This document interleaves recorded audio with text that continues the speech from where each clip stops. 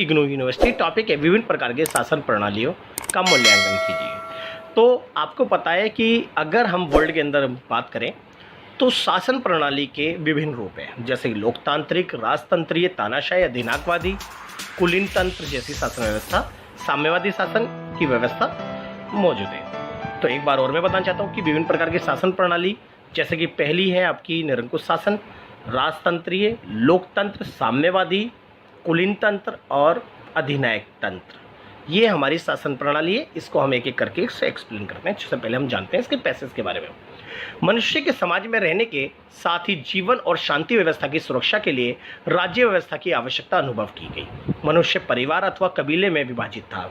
प्रारंभ में अगर हम बात करें तो मनुष्य कबीलों में रहता था, समझे, जो अपना एक सर्वोच्च नेता चुन लेते थे। कबीले का एक सरगना होता है ना, लीडर, सरदार, जो ज्ञानी, पुरोहित, प्रभावशाली व्यक्तियों की सहायता से शांति व्यवस्था बनाए रखता था। यानी वो जो सरदार था वो अपने कबीले के हित के लिए शांति व्यवस्था बनाए रखने और विकास के कार्य करता था। यानी कबीले के सारे फैसले उस व्यक्ति के द्वारा होते थे। अपने कबीलों की रक्षा करना व आंतरिक शांति व्यवस्था बनाए रखना और परंपरागत नियमों व सामाजिक मान्यताओं को बनाए रखना उसका मूल कर्तव्य था। जिन स्थानों में मुखिया को सर्वोच्च अधिकार वंशानुगत आधार पर दिए जाते थे वहाँ राजतंत्र होता है। यानी जो मुखिया है हमारा, जो सरदार था, अगर उसे वंश के आधार पर यानी पिता के मरने बाद उसके बेटों को उसकी गद्दी मिल गई तो ये राजतंत्रीय शासन प्रणाली थी। और दूसरी तरह से अगर किसी व्यक्ति को कबीले के लोग चुनते थे तो वो गणतंत्रीय शासन प्रणाली थी। यानी वो व्यक्ति जो है एक वंश नहीं है, वो अलग वंश से आया है, जनता के द्वारा चुना गया गणतंत्र। और जो वंश के आधार पर जो अपने ही परिवार का बेटा बनता था, जिन्हें जनता नहीं चुनती थी, वो राजतंत्र शासन व्यवस्था होती थी। और परंपरागत नियमों व सामाजिक मान्यताओं को बनाए रखना उसका मूल कर्तव्य था। जिन स्थानों में मुखिया को सर्वोच्च अधिकार वंशानुगत आधार पर दिए जाते थे वो राजतंत्रीय उदय हुआ। और जहां जनता को ही सर्वोच्च अधिकार दिए गए वहां प्रजातांत्रिक व्यवस्था का उदय हुआ। भारत में वैदिक काल व बौद्ध काल में प्रजातांत्रिक व्यवस्था का एवं रामायण व महाभारत आदि ग्रंथों में राजतंत्रीय व्यवस्था का उल्लेख मिलता है।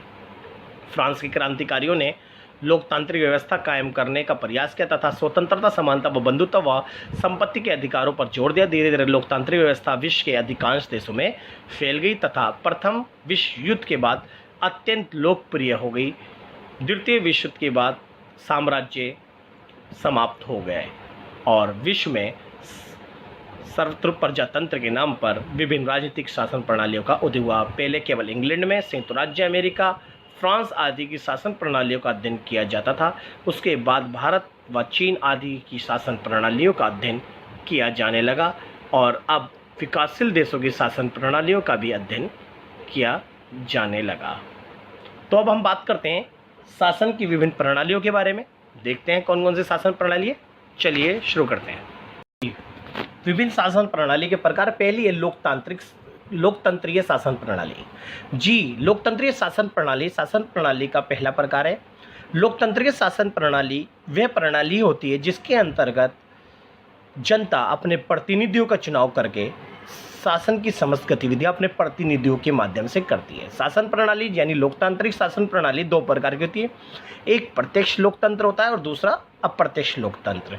तो लोकतंत्र का स्वरूप कोई सा भी हो सकता है, लेकिन लोकतंत्र के अंदर जो सरकार बनती है जनता के द्वारा चलती है। यानी लोकतंत्र में जनता का शासन होता है और लोकतंत्र में लोगों के अधिकार और स्वतंत्रताओं में वृद्धि होती है और लोगों के साथ न्याय की स्थापना होती है। लोकतंत्रीय शासन प्रणाली के अंतर्गत जनता का शासन पाया जाता है। दूसरा है राजतंत्रीय शासन प्रणाली।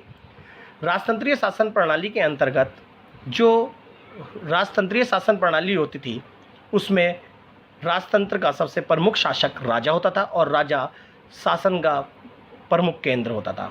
और राजतंत्र में राज्य के संपूर्ण फैसले राजा के द्वारा लिए जाते थे और राजा जो होता था वो वंशानुगत या पैतृक होता था। यानी राजा जो बनता था उसकी पिता की मृत्यु के बाद उसका जो ज्येष्ठ पुत्र है वही राजा की गद्दी संभालता था और राजा जो था सर्वोपरि था। और राजतंत्रीय शासन व्यवस्था में राजा को असीम शक्ति प्राप्त थी, इसलिए राजा राज्य से संबंधित संपूर्ण फैसले लेता था। तो ये राजतंत्रीय शासन प्रणाली थी। तीसरा सैनिक शासन प्रणाली।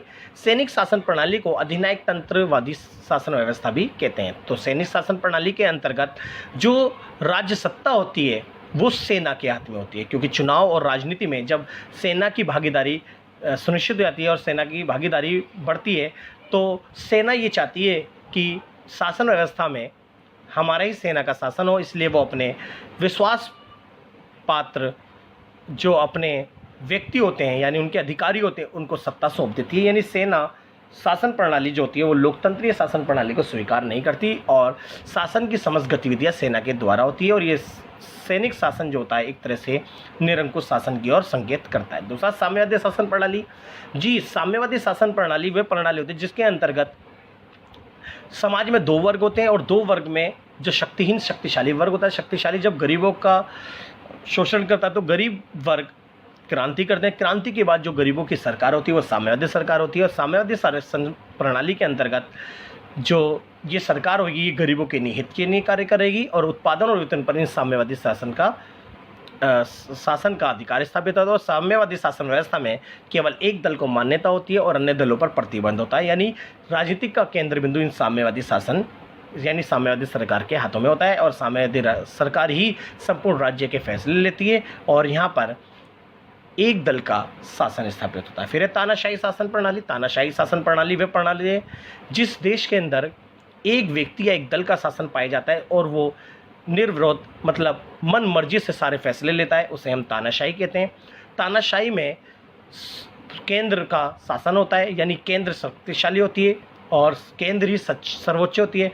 केंद्र में जो सत्ता में बैठा व्यक्ति शासन के संपूर्ण फैसले स्वयं लेता है और ये निरंकुश होता है और ये अपने हित के लिए सबसे ज़्यादा करता है और इसके अंतर्गत शासन अच्छा हो या बुरा जनता इसे सत्ता से उखाड़ फेंकने में असमर्थ होती है। तो ये तानाशाही शासन प्रणाली थी। तो ये शासन प्रणाली थी 5 और इसके अलावा और भी है, बस आप 5 कर लीजिए, इसे थोड़ी थोड़ी डिटेल करके आप लिख दीजिए तो शासन प्रणाली वाला क्वेश्चन आपका कंप्लीट हो जाएगा। अगर आपको हमारी वीडियो पसंद आई तो हमारे चैनल को सब्सक्राइब करें, लाइक कमेंट शेयर करना ना भूलें।